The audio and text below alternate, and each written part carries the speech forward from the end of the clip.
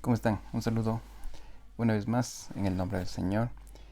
Eh, y el Señor agradeciéndole también por este tiempo que nos permite tener como cada semana, como cada día que estamos tratando este estudio, avanzando cada vez más con esta meditación, con este libro de el Apocalipsis que nos ha traído muchas cosas para analizar, muchas cosas para estudiar, para entender tal y cual el Espíritu Santo quiere indicarnos el significado, eh, la interpretación de lo que es el verdadero texto bíblico.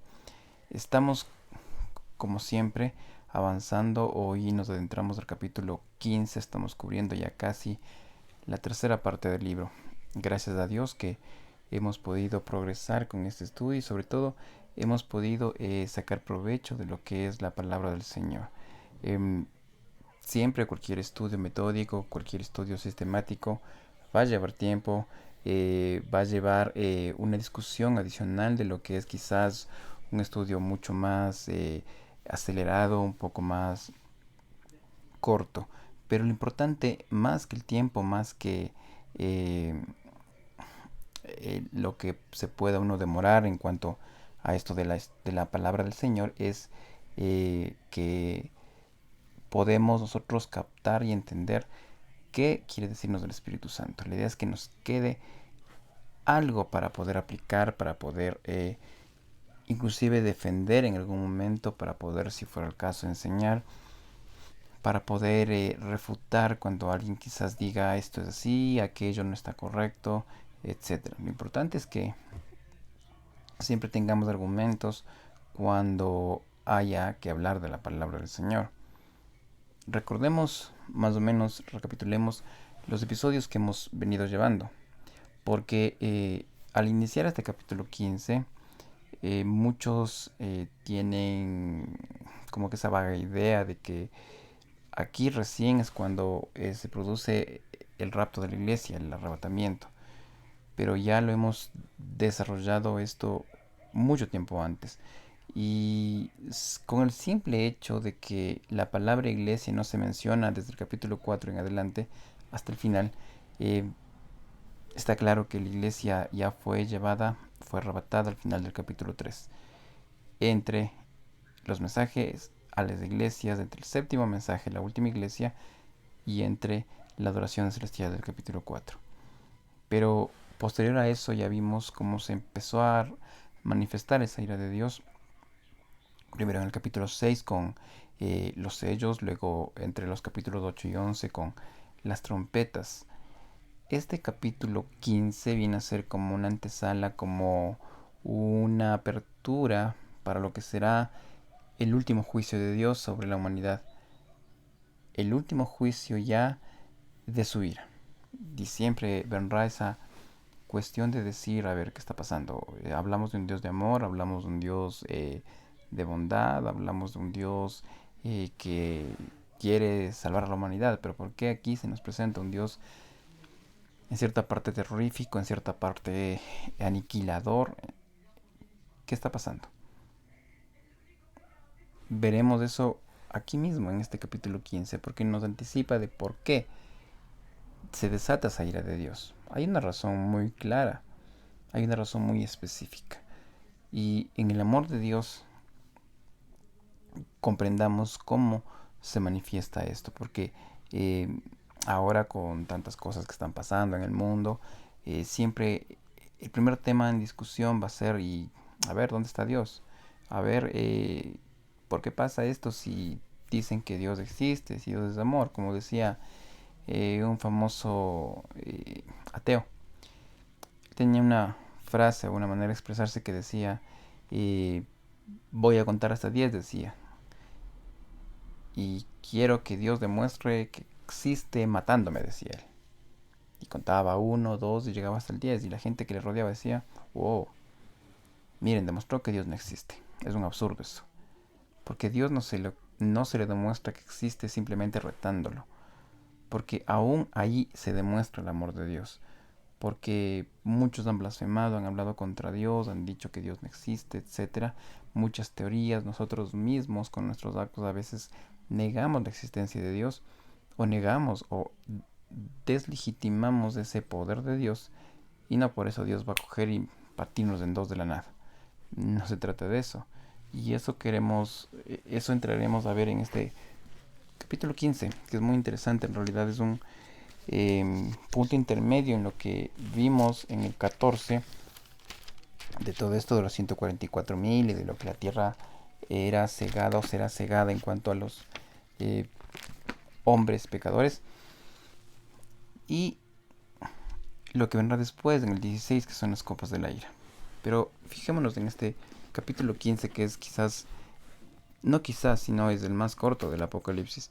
Dice el versículo 1, vi en el cielo otra señal, grande y admirable, 7 ángeles que tenían las 7 postreras plagas, porque en ellas se, que dice aquí clarito, consumaba la ira de Dios. A ver, está claro y se nota aquí en el primer versículo que la escena nuevamente vuelve al cielo, porque nos habla, dice, de un ángel.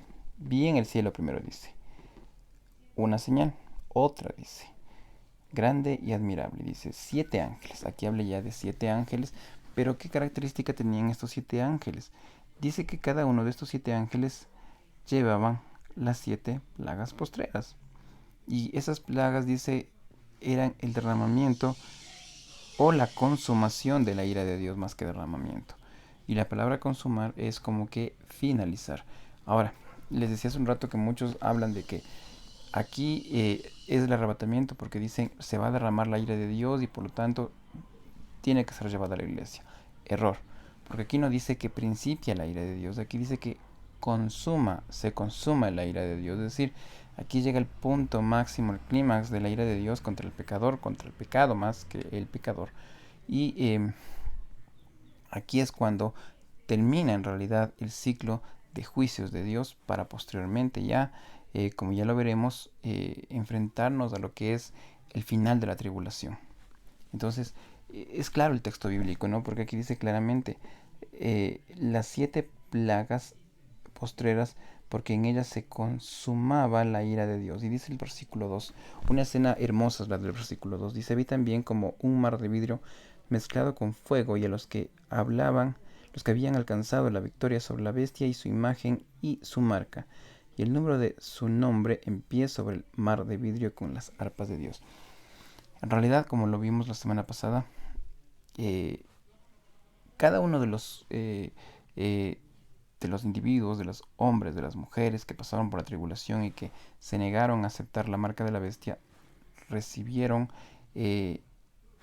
como decir, ese premio de parte de Dios al final de sus vidas. Muchos de ellos serían sacrificados, serían torturados, serían llevados a torturas inimaginables y varios de ellos, muchos, quizás todos, terminen decapitados, terminen quemados de cualquier circunstancia, pero dice aquí no, que en el versículo 2 es la escena en el cielo, como insisto, no, dice que Juan, que vio uno como un mar de vidrio, o como dice otra versión, un mar de cristal, mezclado con fuego, y a los que habían alcanzado la victoria sobre la bestia y su imagen. Esto es hermoso, ¿no? En un mar como de cristal o de vidrio, en un lugar en realidad muy hermoso, y dice que también ahí el vidrio estaba mezclado con fuego. Qué increíble, ¿no? Vidrio mezclado con fuego. El fuego simboliza también ese juicio de Dios que vendrá sobre la humanidad. ¿Y qué pasaba con estos individuos, con estas personas que estaban allí? Dice, los que habían alcanzado la victoria sobre la bestia y su imagen y su marca y el número de su nombre, en pie sobre el mar de vidrio con las arpas de Dios. Es decir, estaban en plena adoración. Ellos ya vencieron, porque aunque aquí los derrotaron, entre comillas, aunque aquí los mataron, aunque en la tierra los sacrificaron, y después quizás, me imagino yo, después de cada persona muerta, asesinada, el anticristo diría, murió un cristiano, murió otro cristiano, miren cuántos cristianos han muerto, y cantaría victoria continuamente el anticristo. Pero la victoria final la tienen ellos al llegar a la presencia de Dios. Y aunque aquí en la tierra Satanás, el falso profeta y el anticristo están gozándose con tantos muertos que aparentemente no, no iba a pasar nada después con ellos, negaron recibir la imagen de ellos, pero ¿qué pasó? Aquí en el cielo o allá en el cielo habrá triunfo de ellos, no hubo derrota, hay triunfo. Y claramente dice el versículo que ellos están allí, dice, alcanzaron la victoria. Miren, esa palabra es la interesante, ¿no? Alcanzaron la victoria. ¿Por qué? Porque sobre la bestia dice y sobre su imagen. Interesante. Versículo 3. Dice que estos que están allí, estos redimidos, estos salvos, dice, cantan el cántico de Moisés, siervo de Dios, y el cántico del Cordero, diciendo. Aquí empieza una adoración, ¿no? Porque por eso tenían las arpas de Dios, decía. Y ellos dice que empiezan a cantar dos cánticos, dice el cántico de Moisés y el cántico del Cordero. Bien, ¿cuál es ese cántico de Moisés? Posiblemente muchos lo dicen que sea ese cántico que está en el Éxodo, en el capítulo 15, cuando cruzaron el Mar Rojo y Moisés dice que empezó a cantar. Ese es el cántico de Moisés. Dice allí que empezaron a cantar este cántico y también el del Cordero. ¿Cuál es el del Cordero? La adoración a Él. Y empieza a detallar poco a poco, ¿no? Y dice ahí mismo, diciendo, ¿cuál era el cántico? Grandes y maravillosas son tus obras. Grandes y maravillosas son tus obras. Empiezan ese cántico exaltando esa autoridad de Jesús. Dice, grandes y maravillosas son tus obras. Nadie ha hecho lo que Él hizo, nadie ha logrado lo que Él ha alcanzado, nadie ha tenido el triunfo que Él obtuvo en la cruz. Ni el más grande emperador, ni el más grande conquistador, ni el más grande rey que haya existido sobre la tierra logró un triunfo tan valioso y tan importante como el triunfo de Cristo en la cruz, porque allí Él, con su sangre derramada, aparentemente derrotado, Él, como dice la palabra, fue exaltado. Y Él obtuvo la victoria y nos ha dado el triunfo sobre el pecado. Dice primero, ¿no? Grandes y maravillosas son tus obras. Luego dice, Señor, Dios Todopoderoso. Grandes y maravillosas son tus obras, Señor Dios Todopoderoso. Se le reconoce al Cordero como el Dios, como Dios, con el de la autoridad. Pero miremos la siguiente frase, nos dice, justos y verdaderos son tus caminos. Aquí es lo que les mencionaba al principio. A ver, ¿por qué pasa todo esto en el Apocalipsis? ¿Por qué hay tanto juicio de Dios de la humanidad? Por esto, porque justo y verdadero es Dios, es Jesús. ¿Sí? O sea, todo esto pasa porque Dios es justo. Porque, a ver, díganme ustedes, em, si hay de pronto un asesinato y le llevan al asesino ante el juez y el juez dice, no, tranquilos, no pasa nada, dejémoslo nomás que salga libre. ¿En qué se convierte ese juez? En un juez corrupto, porque está permitiendo que un asesino esté libre y quizás vuelva a cometer el delito u otro delito, peor todavía el que cometió. Con Dios es similar. Dios es el juez eterno y Él nos ha dado las leyes, los reglamentos de cómo vivir. Nos dio el medio, la alternativa clara y correcta de poder alcanzar la salvación y de vivir junto a Él. Es Jesús. ¿Qué pasa si yo no lo escucho, no lo quiero recibir? Pues tendrá que venir juicio sobre mí por haberme negado a hacer lo que el juez me pidió que haga. Si es que en un caso Dios a mí no me juzga por mi pecado, Dios se volverá un juez corrupto. Por lo tanto, su palabra no tendría respaldo, no tendría valor. Entonces, en su amor perfecto, también hay una justicia que es perfecta, que Dios tiene que juzgar al pecador, al pecado, y tiene que sancionar la falta. Y si la sanción, o más bien el pecado, involucra o lleva a que haya definitivamente eh, el derramamiento de la ira de Dios, pues así tiene que ser. Y aquí dice claramente este versículo 3, ¿no? Dice, justos y verdaderos son tus caminos. Ahí nos habla justamente todo esto, ¿no? Justos y verdaderos son tus caminos. Dice después, Rey de los santos. pregunta en el versículo 4, ¿quién no te temerá, oh Señor, y glorificará tu nombre? Una pregunta que es retórica, porque más allá de hacer una pregunta, es una afirmación, porque dice, no, te deben temer. ¿Quién puede ser osado de decir, no te voy a temer? Y cuando habla de temor, no habla de un temor de miedo, sino un temor reverente, un temor de reverencia delante de Dios por su autoridad, por lo que estamos viendo anteriormente, ¿no? Justos y verdaderos. Decía al principio, no, grandes y maravillosas son tus obras. Entonces, aquí dice en cambio, ¿quién no te temerá, oh Señor, y glorificará tu nombre?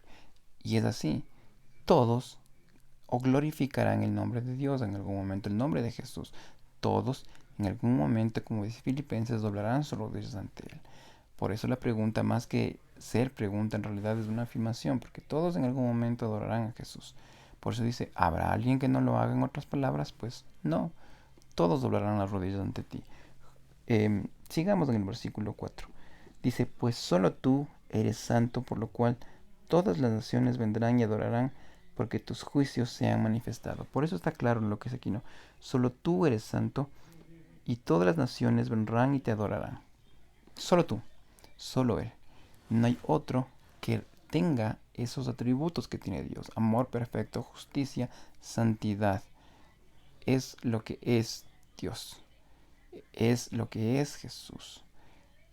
A través de esa obra de Jesús, hoy nosotros tenemos la salvación y por lo tanto necesitamos hacer lo que dice aquí, temerle, reverenciarle para reconocer quién es Él. Es muy interesante esa adoración, ¿no? Esa adoración al Cordero que nos lleva a entender por qué pasan las cosas, por la justicia de Dios. Sigamos, miremos el versículo 5, dice, después de estas cosas, miré y aquí fue abierto en el cielo el templo del tabernáculo del testimonio. Qué interesante esto, ¿no?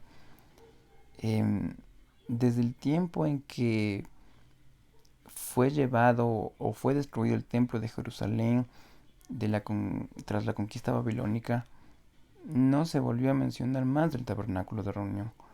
Es más, la idea de los judíos es reconstruir el templo para poder tener nuevamente lugar de adoración, pero dice que en el cielo estará ese tabernáculo, ya no aquí en la tierra, ya no será algo físico, sino dice que después de esas cosas miré y aquí fue abierto en el cielo el templo del tabernáculo del testimonio, en el cielo, dice.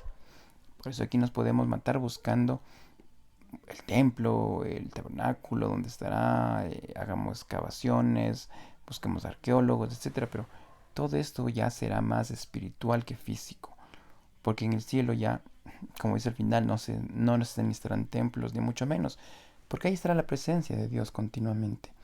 Eso es todo lo que nosotros necesitaremos. Y el versículo 6 dice, y del templo salieron los 7 ángeles que tenían las 7 plagas, vestidos de lino limpio y resplandeciente, ceñidos alrededor del pecho con cintos de oro. Es como más o menos se vestían los sumos sacerdotes en el Antiguo Testamento. Ellos tenían una vestimenta de lino y tenían en su pecho un cinto de oro que también lo tenían en la frente y que decía santidad a Jehová. Es la misma representación de los sacerdotes, pero ten en cuenta que todo eso es en el cielo. Ya no habrá sacerdotes porque Jesús es el sacerdote eterno. Él es el que cumplió toda la ley y Él es el último sacerdote, ya no habrá nada más. Y dice que en ese templo salieron los 7 ángeles que tenían las 7 plagas, estaban vestidos de lino como el sacerdote y tenían en el pecho cintos de oro. Es decir, ellos, los ángeles, fungirán como una especie de mini sacerdotes, ¿no? Para ministrar lo que el Cordero ya ha hecho, para trabajar en lo que el Cordero ya ha hecho. Pero ¿qué pasa más adelante en el versículo 7? Dice, y uno de los 4 seres vivientes dio a los 7 ángeles 7 copas de oro. Notemos lo que viene aquí, ¿no? Vuelve a asomar en la escena a los seres vivientes, estos personajes que ya los tratamos en el capítulo 4. Dice que uno de ellos fue el encargado de dar esas copas, los ángeles. Pero ¿qué tenían esas copas? Miremos en el versículo 7. Dice, y uno de los 4 seres vivientes dio a los 7 ángeles 7 copas de oro llenas de la ira de Dios, llenas de la ira de Dios. Es decir, esas copas consumaban, como decía el versículo 1, concluían, eh, terminaban toda esta historia del Apocalipsis ya en cuanto a los juicios. Dice que cada copa, dice, estaba llena de la ira de Dios, pero ¿cómo le detalla a Dios? Que es el que vive por los siglos de los siglos. Por algo Dios tiene esa autoridad de derramar su ira sobre el pecado, sobre el pecador, porque Él es eterno. A Él no se le puede decir, chuticas Dios, es que como tú ya naciste después de esto, entonces por eso no te enteraste. Es que como tú ya asomaste en este tiempo, lo anterior ya no puedes juzgar. No, no, no. Porque Dios es eterno y tiene esa autoridad de juzgar a todas las personas desde la primera que existió en la humanidad. Y capaz me van a decir igual, ¿y ahora qué pasa con aquellos que quizás no escucharon antes de que Jesús venga? Quizás los indígenas, quizás todos. La palabra del Señor dice que todos han tenido la oportunidad de escuchar. Y todos en realidad han tenido la oportunidad de escuchar. Y si no hubo todavía evangelismo en ese tiempo, quizás de las tribus nómadas, etcétera, pero hay un entendimiento claro de que hay un ser superior. Pero lo importante dice acá, que porque Dios es quien vive por los siglos, es el que tiene la autoridad de hacer esto. Porque es un ser increado, es un ser que ha hecho todo lo que existe, aunque ahora hablan cualquier barbaridad que dicen que el ser humano puede crear, no sé de dónde sacan esas barbaridades, pero lo importante es que Dios actúa de esa forma, no arbitrariamente, no dictatorialmente, sino todo lo contrario. En su soberanía y sobre todo en su conocimiento pleno de todo lo que existe, Dios nos dice, esto va a ser así y yo juzgaré el pecado. Pero ¿cómo más describe el versículo 7 estamos, ¿no? Dice que vive por los siglos de los siglos. Versículo 8 vuelve a hablar del templo y dice, el templo se llenó de humo por la gloria de Dios y por su poder, y nadie podía entrar en el templo hasta que se hubiesen cumplido las 7 plagas de los 7 ángeles. Es decir, debían parar un tiempo. Pero notemos algo aquí que es muy interesante. Dice que la gloria de Dios llenó ese templo. Como algo lo veíamos la semana pasada, la Shekinah, que se lo llama en hebreo la gloria de Dios. Esta gloria de Dios no es algo que quizás podamos ver o podamos entender. Démonos cuenta que los mismos ángeles tuvieron que salir, y decir, esto está mucho. La gloria de Dios es la gloria de Dios. Así como su ira también es en realidad ira, en serio. O sea, la decisión siempre será personal, ¿no? O queremos someternos a esa gloria de Dios o queremos pasar por esa ira terrorífica de Dios. Así como Dios es todo amor, Dios también es justo y Dios también sancionará el pecado. Y dice al final del versículo 8, dice que el templo se llenó de humo por la gloria de Dios y por su poder. Y nadie, dice, podía entrar en el templo hasta que se hubiese cumplido las 7 plagas de los 7 ángeles. Tenía que pasar esos 7 últimos juicios para que alguien volviese a entrar en ese templo. Claro, insisto, porque aquí tenía que derramarse o cumplirse totalmente lo que tenía que cumplirse. Entonces, nadie podía actuar mientras no se cumpla todo. Posteriormente ya veremos los acontecimientos que vendrán, pero siempre entendamos que todo esto es palabra de Dios y todo esto, al ser la palabra de Dios, es real y se cumplirá. Por eso, mientras tengamos tiempo de reconocer a Cristo en nuestro corazón, hagámoslo para evitar pasar esas copas de ira y todo lo que ha pasado. Evitar caer en la ira de Dios. Así como lo decía David, ¿no? El amor de Dios es tan grande, decía él, que prefiero caer en lo que él dice a hacer lo que el ser humano dice. Y así tiene que ser. Podrá parecer difícil el camino de Dios, cierto es, pero es un camino que tiene una luz al final. Busquemos al Señor, como dice el profeta Ezequiel, mientras puede ser hallado. Llamadle, dice ahí Ezequiel, llamadle mientras está cercano.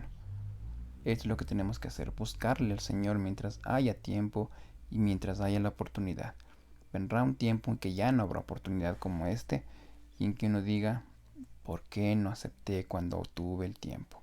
¿Por qué no escuché el mensaje cuando me hablaban y me decían? ¿Por qué no leí la Biblia cuando me insistían a hacerlo? Por eso hay tiempo todavía. Hagámoslo mientras tengamos la vida que tenemos y tomemos la decisión que a Dios le agrada.